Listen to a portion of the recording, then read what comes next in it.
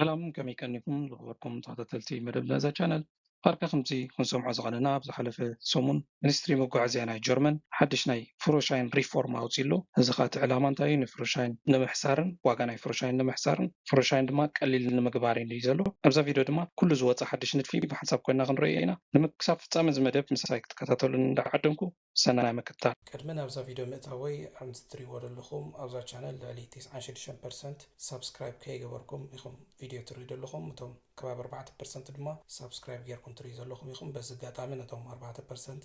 بتاعمي دمسكنكم نتوم 99% دما نزل سرحو دلو صراح تزبلت مقد خدقفون تقولوا له مقدي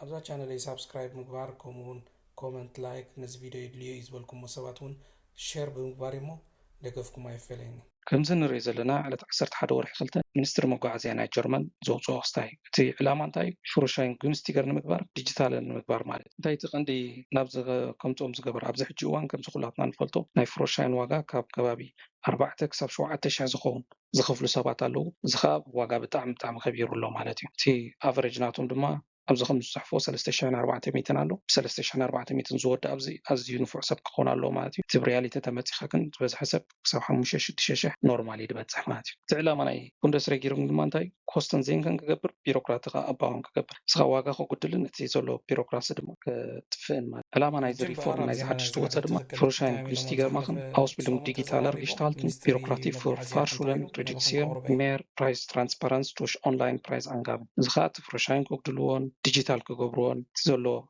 ናይ ቤት ፅሕፈት ቢሮክራቲ ከጉድልዎን ከምኡኸዓ ፕራይስ ትራንስፓረንስ ቱሽ ኦንላይን ፕራይስ ኣንጋብን ዝኻ ኣብ ኦንላይን ፕራይስ ኣንጋብን ገይሮምስ ፕራይስ ትራንስፓረንስ ክገብሩ ወይ ከዓ ከም ተሓሳብ ደሎ ዓይን ሃይት ሊሸስ ፕራይስ ክገብሩ ማለት እዩ ምክንያቱ እዚ ሕጂ ግዜ ንሪኦ ዘለና ኩለን ፋርሹለናትን ዋጋ ኣለዎን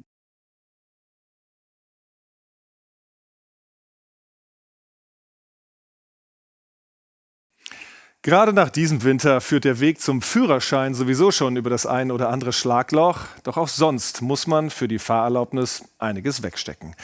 Ganz schön teuer, ganz schön aufwendig. Das will Verkehrsminister Schnieder ändern. Eine Führerscheinreform soll den Lappen billiger machen.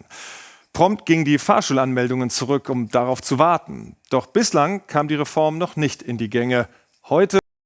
ከምዚ ንሪኦ ዘለና ድማ እዚ ናይ ፍሮሻይን ሪፎርም ኣቀዲሞም ተዛሪቦምሉ ብከምኡ ድማ ብዙሕ ሰብ ፍሮሻይን ከይገብር ይፅበሎ ሓድሽ ሕጊ ክመፅእ ኢሉ ስጋብ ሕጂ ድማ ዝተገብረ ሕጊ የለን ብከምኡ ድማ ኣብዚ እቲ ሚኒስተር መጓዓዝያ ሓድሽ ዘውፅኦ ሪፎርም ናቱ ኮንክሬት ገይሩ ውፅኡ ኣሎ እሱ ብሓንሳብ ኮይና ክንሪኢና ኣብዚ ፍርቂ ክሕልፎ እቲ ቅድሚት ዘሎ ገዳሲ ይኮነን 1.400 Euro. Eine Reform soll das ändern und der Verkehrsminister verspricht, gemeinsam mit den Ländern den Führerschein in Deutschland günstiger zu machen. die heute vorgelegten Vorschläge, der Theorieunterricht soll digital möglich sein, die Zahl an verpflichtenden Nacht- oder Autobahnfahrten soll reduziert werden und erstmals soll auch die sogenannte Laienausbildung getestet werden, also begleitetes Fahren. ከምዚ ንሪኦ ዘለና ድማ ናይቲ ሚኒስትር መጓዓዝያ ቀዳምነት ፎርሽላጋ ኣምፅዎ ዘሎ እቲ ሪፎርም ናቱ ድማ ቴዎሪ ኢንተሪሽት ዲጂታል ክገብሮ ከምዚ ኩላትና ንፈልጦ ቴዎሪ ክትመሃር ተደሊኻ 14 ክላስ ኣብቲ ፋርሹለ ኸድካ ልክዕ ፎር ኦርት ኸድካ ስለትመሃሮ ዲጂታል ክገብሮ ደልዮም ኣለዉ ካልኣይ ቬኒገር ፈፍሊክትን ዞንደርፋርትን እዚ ከዓ እቲ ዞንደርፋርትን ኣብዚ ሕጂ ግዜ እዚ 12 ሽቱንደ እዩ ደሎ ንዕኡ ድማ ከውግድልዎ ደልዮም ኣለዉ ሳልሳይ ከዓ እዚ ቴስት ባዘ እዚ ኣብ ብጣዕሚ ኢንተረሳንት እዚ ላይን ኣውስቢልዶም ዝበሃል ከለካ እንድሕር ፋርሹለ ትመሃር ኣለኻስ ሰባት ኣብ ፅርግያ ከላምዱኻ ከም ዝኽእሉ ስድራኻ ድዮም ኣሕዋትካ ድዮም ወይ ካልእ ፍሮሻይን ዘለዎ ሰብ ኣብ ፅርግያ ንኸላምደካ ክፈቅዱ ደልዮም ኣለዉ ከምዚ ካልኦት ሃገራት ኣሎ ተዘይተጋጊ ኣብ ስዊዘርላንድ ከም ፍቁድ እዩ ኣብ ሉክሰምቦርግ ከዓ ተዘይተጋጊ ምክንያቱ ሰብ ኣብ ፅርግያ ወሲዱ ከላምደካ ክእል እዩ ኣብ ጀርመን ግን ክሳብ ሕጂ እንድሕር መምርሒ ፍቃድ ዘይብልካ ኣብ ፅርግያ ጠቕላላ ክዝውር ኣይፍቀደካኒ ወይ ከዓ ኣብ መላመዲ ቦታ ፍሉይ መላመዲ ቦታ ኣሎ ዕፁ ኣብኡ ከድካ ድማ ክትላመድ ይትፍቀድ ነይሩ እዚ ሕጂ ግን ኣብ ፅርግያ ክትላመድ ይፍቁድ እዮም ድመስሉ ደለዉ ማለት ኦኬ እንታይ እዮም ክቅይሩ ደልዮም ኣብቲ ቴዎሪ እንትሪ እቲ ፍራገ ካታሎ ከጉድልዎ ደልዮም ኣለዉ ቅድሚ ሕጂ 1969 ነይሩ ሕጂ ድማ 840 ፍራገ ጥራይ ክገብርዎ ደልዮም ኣለዉ ካልእ እንታይ ቬኒገር ኮስተን ፎርሹልን ሮይመ ከምቲ ዓንተ ወይ ዝበልናዮ እንድሕር ቴዎሪ ኦንላይን ገይሮሞ እቶም ፋርሹለ ንተምሃሮ ዝኸውን ሴዳ ኣይወምፁን እዮም መምህር ኣይከፍሉን እዮም ካልእ ንኩሉ ንክምህሩካ ኢሎም ኣብቲ ፋርሹለ ከድካ ዘዳልውዎ ነገራት ስለዘየዳሉ በዚ ምክንያት ድማ እቲ ዋጋ ናይታ ፈሻዊ ፍሮሻይን ክጎድል ይኽእል እዩ ማለት እዩ ብፕራክሲስ ከንታይ ኤንደሮም ክገብሩ ደልዮም ደለዉ ኮንክሬት ዝበልዎ ድማ ቅድሚ ሕጂ 12 ዝነበረ እዚ ፍሊሽት ሽቱንደ ወይ ከዓ ዝግዴታ ሽቱንደ ዞንደርፋርት ዝበሃል ሕጂ ድማ ሰለስተ ክገብርዎ ደልዮም ኣለዉ ማለት እዩ ሓንቲ ግዜ ኣውቶባን ላንድሽትራሰ ሽዑ ናኽቲ ማለት እዩ ኣብ ሻልትቫገን ድማ ቅድሚ ሕጂ ሻልትቫገን እንድሕር ክትቀይር ደሊኻ 10 ሽቱንደ ዝነበረ ሕጂ ድማ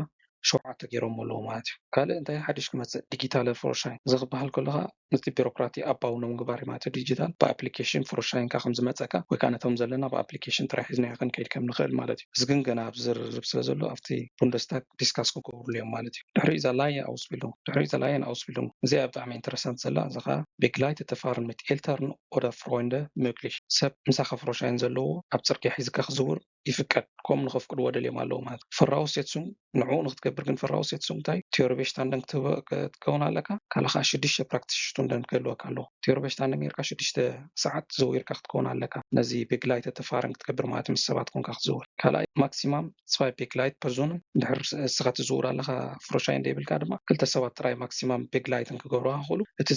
ብቕድሚት ቤግላይትን ዝገብረካ ድማ ሚንደስተን 7 ዓመት ፍሮሻይን ክህልዎ ኣለዎ ማለት እዩ እዚ ሞዴል ፈርዞኽ ድማ ኣብተን ዞባታት ሞዴል ፈርዞኽ ፉንፊያረ ኢንደለንደር እዚ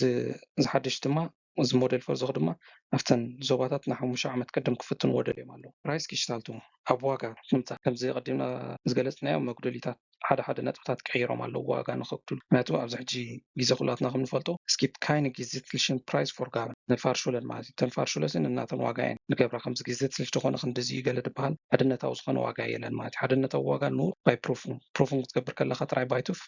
ኩሉ ሰብ ሓደ ዓይነት ዋጋ ከፍል ማለት እዩ እንታይ ሳዕብን ከምቲ ዝሕጂ ዘሎ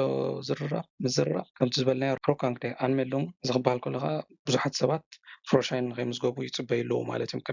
ቅድም ዝሓድሽ ሕጊ ክመፅእ መታን ዋጋ ክሓስረሎምን ካልኣይካ ፍሮሻይን ክቐለሎምን ማለት እዩ ኣብዘን ዓበይቲ ከተማታት ከባቢ 58% ሮካንግ ገይሩሎ ጎዲልዎም ኣሎ ነቶም ፋርሹለ ሰብ ምዝገብ ዝነበረ ኣብ ንኣሽቱ ዓድታት ድማ ከባቢ 52% ጎዲሎሞም ሰባት ማለት እዩ ዝኽበሃል ከለካ ስኪፕ ዞርገ ፎር ፍሮሻይን ሽታው ምክንያቱ እንድሕር ሓድሽ ሕጊ መፅዩ መሊሶም ነተን ፋርሹለ ክዕለቕልቕዎን እዮም ማለት እዩ እዚ ስታቲስቲክ ንሪኦ ዘለና ኣብ 2025 እቲ ዝለዓለ ናይ ፍሮሻይን ዝገበሩሉ ሰባት ቁፅሪ ዝደየበሉ እዩ ማለት እዩ እቶም ቲዮሪ ፕሩፊንግ ዝገበሩ 2025 ልዕሊ 2 ሚልዮን መፅዮም ማለት እዩ እዚ ክበሃል ከለካ ናይቲ ቅድሚ ዓመት ዘሎ ክትወዳደሮ ከለካ 1.6% ወሲኹ ማለት እዩ ዓብዩ ናይ ፕራክሲስ ድማ 1.8 ሚልዮን ዝኾኑ 1.8 ሚልዮን ዝኾኑ ሰባት ፕራክቲስ ፕሩፊንግ ገይሮም እዚ ከዓ ምስ ቅድሚ ዓመት ከተወዳደሮ ከለካ ከባቢ 4.9% ወሲኹ ማለት እዩ ናይ ዝተለፉን ናይ ዝሓለፉን ክበተ ክንሪኢ ከለና ድማ ኣብ ቲዮሪ ኣብ 2025 63% ሓሊፎም ኣብ ፕራክሲስ ድማ 65% ሰባት ፕራክቲስ ሓሊፎም ማለት እዩ እንታይ ሕጂ ቪኬትስ ቫይተር እንታይ ነመፃይ ከመይ ተዓሊም ደሎ ኣይኒኩንግ ባይ ፈርኪያርስ ሚኒስተር ኮንፈረንስ ፕላንት እዚ ከዓ ነዚ ዝተዛረብዎ ዝሓለፈ ሰሙን ወይ ከዓ ነዚ ክንሰምዖ ዝውዓልና ብዛ ቪድዮ ንዝመፅእ ዘሎ ወርሒ 3 መወዳእታ ኣብ ሽትመን ክገብሩ እዮም ወይ ከዓ ናይ ስምምዕ ዘረባ ክገብሩ እዮም ማለት እዩ ድሕሪ ተሰሚዖም ድማ danach rechtliche Änderungen möglich ሽዑ ሕጊ ክቀያይሩ እዮም ማለት እዩ ዝሕጂ ዘሎ ሕጊ ክቀያይሩ እዮም እቲ ዕላማ ድማ ሲል ሪፎርም ፓኬት ሳይትና ኡምዘትስን ነቲ ዕላማ ከዓ እንታይ እዩ እዚ ሓድሽ ዝቀየርዎ ሕጊ እንድሕር ኩሎም ኣብ ሽትመን ገይሮም ቀልጢፎም ነቲ ሓድሻ ነሲቦሞ ደለዉ ናይ ፍሮሻይን ኡምዘትስን ክገብሩ ወይ ከዓ ከተኣታትውዎ እቲ ዕላማ ደሎ ማለት እዩ እምበኣርክስ ዝኸበርኩም ተኸታተልቲ መደብ ናይዛ ቻነል ናይ ሎማዓንቲ ዝበልክዋ መደብ ኣብዚኣ ዛዚማላ ከምቲ ልሙድ ነዚ ዝሰርሑ ዘለኹ ስራሕ ብዝበለፀ ክድገፉ ንትኽእልሉ መገዲ ነዚ ቪድዮ ሸር ምግባር ሳብስክራይብ ምግባር ላይክ ምግባር እሞ እንደገፍኩም ኣይፈለየኒ ክሳብ ዝመፅእ ዘሎ ቪድዮ ንረኸብ ሰናዩ